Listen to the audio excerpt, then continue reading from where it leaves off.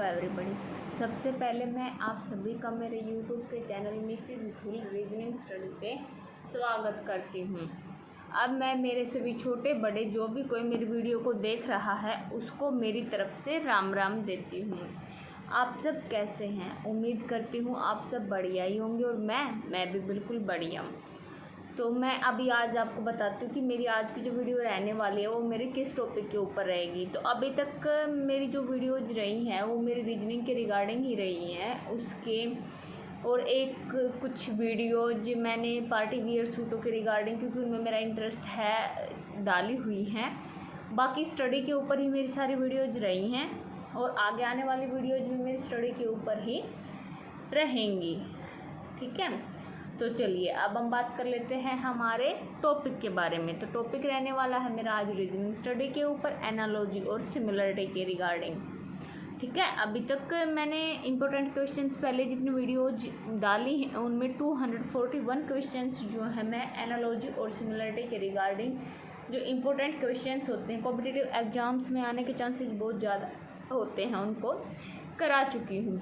Video को शुरू करने से पहले मैं आपसे एक रिक्वेस्ट करना चाहूँगी कि यदि आप मेरे चैनल पर नए आए हैं, चैनल को अभी तक सब्सक्राइब नहीं किया है तो चैनल को सब्सक्राइब ज़रूर कर लें और वीडियो अच्छी लगे तो वीडियो को लाइक ज़रूर कर दें और कमेंट करके बताया करो कि आपको मेरी वीडियो जो है वो कैसी लगी। और जिसने आज तक मुझे इतना सपोर्ट किया, मेरे चैनल के साथ बना हुआ है, उसका मैं तहे दिल से धन्यवाद करना चाहूँगी और उम्मीद करूँगी जिस प्रकार से आपने आज तक मुझे सपोर्ट किया है आगे भी ऐसे ही सपोर्ट करते रहेंगे। ठीक है, चलिए अब हम शुरू कर लेते हैं हमारी आज की वीडियो। तो आज की वीडियो का इम्पोर्टेंट क्वेश्चन नंबर रहने वाला है हमारा 242 क्वेश्चन नंबर। ठीक है, 242 क्वेश्चन जो वो है हमें क्या कहता है यहाँ पर, चलिए देखते हैं। व्यक्ति, घर, क्वेश्चन मार्क और क्वेश्चन मार्क। ठीक है, ये यहाँ पर हमें क्वेश्चन जो हमारा 242 दिया गया है। अब इसके रिगार्डिंग हमें ऑप्शंस यहाँ पर क्या दिए गए हैं, एक बार हम उस चीज़ को देख लेते हैं, फिर अपने क्वेश्चन को देखेंगे कि हमारे क्वेश्चन में हमें क्या सिमिलरिटी यहाँ पर दी गई है। तो चलिए यदि हम यहाँ पर ऑप्शंस को देखते हैं तो फर्स्ट ऑप्शन हमें यहाँ पर क्या दिया गया है, एक्वेरियम,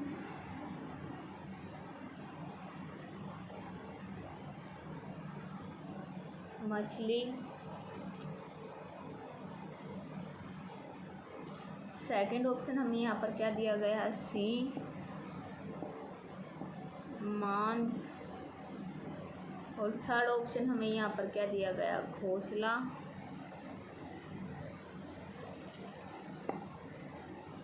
और पक्षी।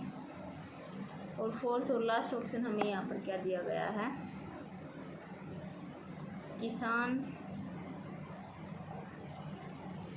और फसल। ठीक है, ये चार ऑप्शन हमें यहाँ पर दिए गए हैं और ये हमें जो है हमारा 242 क्वेश्चन हमें यहाँ पर दिया गया है। तो अब हम सबसे पहले क्या देखेंगे, अपने क्वेश्चन को देखेंगे कि हमारे क्वेश्चन में हमें यहाँ पर क्या सिमिलरिटी दी गई है। ठीक है, तो यहाँ पर हमें क्वेश्चन दिया गया व्यक्ति और घर, इन दोनों शब्दों में आपस में क्या संबंध है, क्या सिमिलरिटी जो है हमें यहाँ पर दिख रही है। व्यक्ति और घर के अंदर यहाँ पर हमें क्या संबंध दिखाया गया है, व्यक्ति यानी कि जो होता है हमारा और वो जहाँ पर रहता है, यानी कि व्यक्ति या जानवर जो भी है वो और उसका रहन स्थल। ठीक है, यानी कि जहाँ पर वो निवास करता है उसका वो स्थान, निवास स्थान संबंध यहाँ पर दर्शाया गया है, क्योंकि व्यक्ति जो होता है वो घर में रहता है, व्यक्ति का निवास स्थान कहाँ पर होता है, घर पर होता है। अब वही सिमिलरिटी हमें अपने ऑप्शंस में देखनी है कि हमें किस ऑप्शन में वो सिमिलरिटी यहाँ पर दी गई है। तो एक्वेरियम और मछली, एक्वेरियम और मछली दोनों शब्दों में वो संबंध यहाँ पर हमें नहीं दिया गया जो संबंध हमें हमारे क्वेश्चन में यहाँ पर दिया गया है, यानी कि व्यक्ति और निवास स्थान का जो संबंध है वो सिमिलरिटी हमारे फर्स्ट ऑप्शन में हमें नहीं दी गई है। तो फर्स्ट हमारा रहेगा यहाँ पर रॉन्ग आंसर। सेकंड हमें क्या दिया गया है, सिंह और मांद। सिंह और मांद, हाँ ये हमारा यहाँ पर राइट आंसर हो सकता है। क्यों? क्योंकि जिस प्रकार से व्यक्ति का निवास स्थान घर होता है, उसी प्रकार से सिंह जहाँ पर रहते हैं उनका जो निवास स्थान होता है उसको जो है मांद बोला जाता है। ठीक है। थर्ड ऑप्शन हमें यहाँ पर दिया गया है घोंसला और पक्षी। घोंसला और पक्षी में भी हमें वो सिमिलरिटी नहीं दी गई है जो सिमिलरिटी हमें हमारे क्वेश्चन के अंदर यहाँ पर दी गई है। तो थर्ड ऑप्शन भी यहाँ पर हमारा रहेगा रॉन्ग आंसर। फोर्थ और लास्ट ऑप्शन हमें यहाँ पर दिया गया है किसान और फसल। किसान और फसल में भी हमें वो सिमिलरिटी यहाँ पर नहीं दी गई है जो सिमिलरिटी हमें हमारे क्वेश्चन में यहाँ पर दी गई है। तो यहाँ पर राइट आंसर रहेगा हमारा ऑप्शन नंबर 2। ठीक है, सिंह और मांद, क्योंकि जिस प्रकार व्यक्ति घर में रहता है उसी प्रकार से सिंह मांद में रहते हैं। ठीक है, समझ में आया? क्वेश्चन बिल्कुल इजी था, मेरे हिसाब से समझ में आ गया होगा। फिर भी कोई डाउट रहता तो आप मेरे से कमेंट में बात कर सकते हैं, या फिर मैंने डिस्क्रिप्शन में अपनी जीमेल दे रखी है, उस पर भी आप मुझसे बात कर सकते हैं। चलिए अब हम बात कर लेते हैं हमारे इस क्वेश्चन की इम्पोर्टेंस के बारे में। तो यदि हम क्वेश्चन की इम्पोर्टेंस के बारे में बात करते हैं तो हमारा यह जो क्वेश्चन है 242 SSC CHSL की जो हमारी +2 लेवल पर परीक्षा हुई थी टायर फर्स्ट की CBE की, उसमें यह क्वेश्चन जो है हमारा आया हुआ है। ठीक है, समझ में आया? चलिए अब हम बात कर लेते हैं हमारे आज के नेक्स्ट क्वेश्चन के बारे में। नेक्स्ट क्वेश्चन के बारे में बात करने से पहले मैं एक बार फिर से आपसे रिक्वेस्ट करना चाहूँगी कि यदि आप मेरे चैनल पर नए आए हैं, अभी तक चैनल को सब्सक्राइब नहीं किया है, तो प्लीज़ चैनल को सब्सक्राइब ज़रूर कर लें। ठीक है, चलिए अब हम बात करते हैं हमारे नेक्स्ट क्वेश्चन के बारे में। हमारा नेक्स्ट क्वेश्चन यहाँ पर रहेगा क्वेश्चन नंबर 243। ठीक है, 243 क्वेश्चन हमें यहाँ पर क्या कहता है, चलिए देखते हैं। चिल्लाना, बोलना, क्वेश्चन मार्क और क्वेश्चन मार्क। ठीक है, ये यहाँ पर हमें क्वेश्चन जो है हमारा दिया गया है। इसके रिगार्डिंग अब हम यह देख लेते हैं कि हमें ऑप्शंस जो है वो क्या दिए गए हैं। तो फर्स्ट ऑप्शन हमें यहाँ पर क्या दिया गया है, पेट्रोल और ईंधन। सेकंड ऑप्शन हमें यहाँ पर क्या दिया गया है, प्रकोप और क्रोध। थर्ड ऑप्शन हमें यहाँ पर क्या दिया गया है, डूबना और जल। और फोर्थ और लास्ट ऑप्शन हमें यहाँ पर क्या दिया गया है, प्रसिद्ध और व्यक्ति।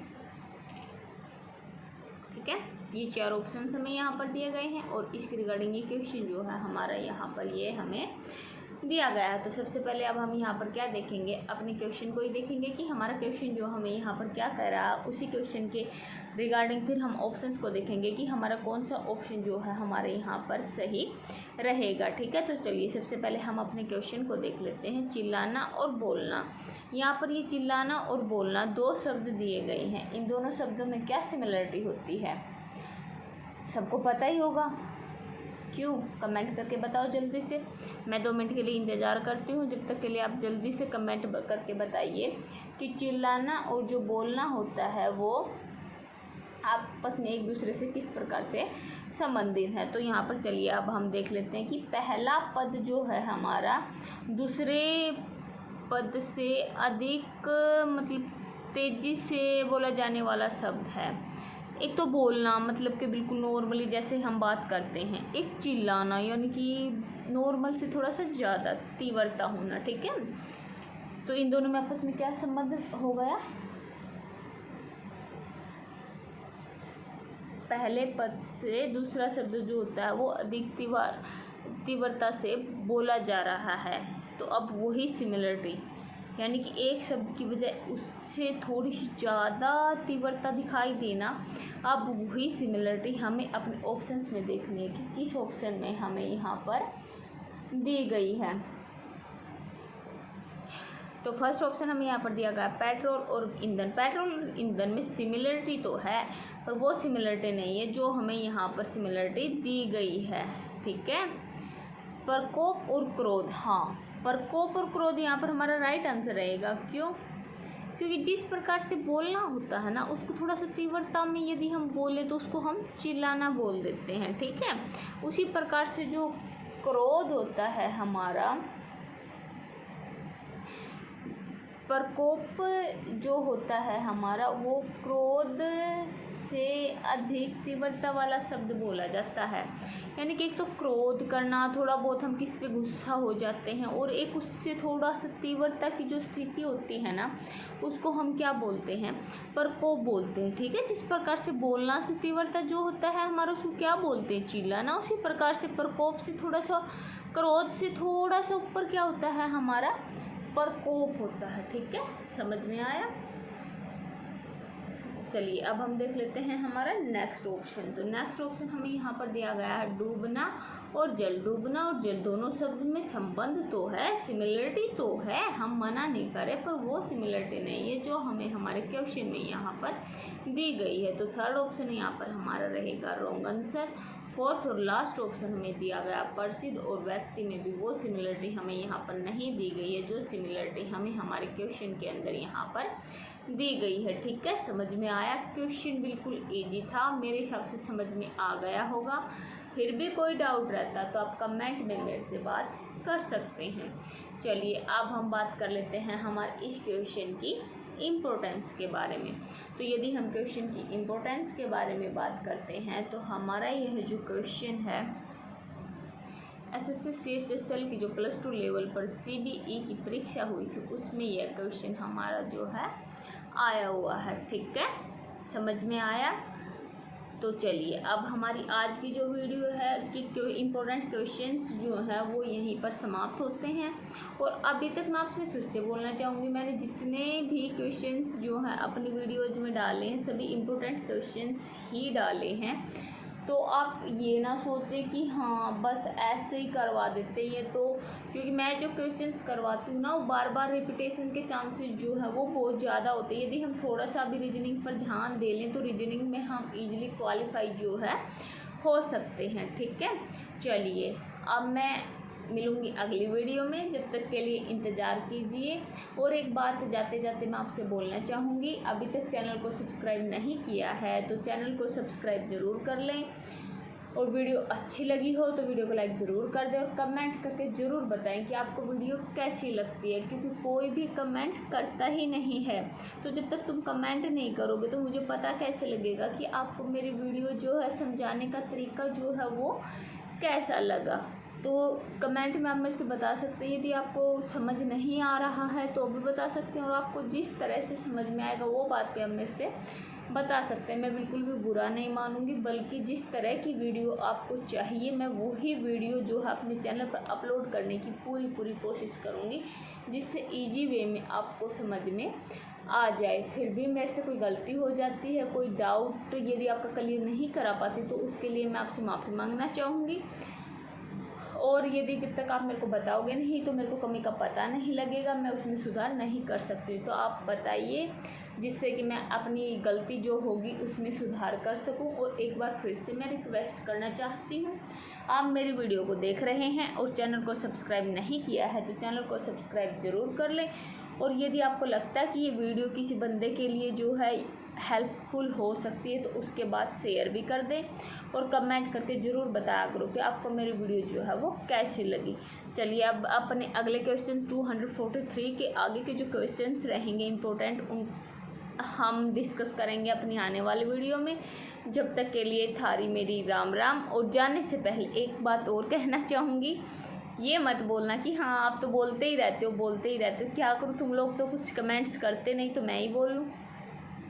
मैं धन्यवाद भी करना चाहूँगी आपका अभी तक मेरे चैनल के साथ बने रहने के लिए और मुझे सपोर्ट करने के लिए, और उम्मीद करूँगी जिस प्रकार से आपने आज तक मुझे सपोर्ट किया है आगे भी ऐसे ही सपोर्ट करते रहेंगे। चलिए मिलते हैं अपनी अगली वीडियो में, जब तक के लिए थारी मेरी राम राम। धन्यवाद।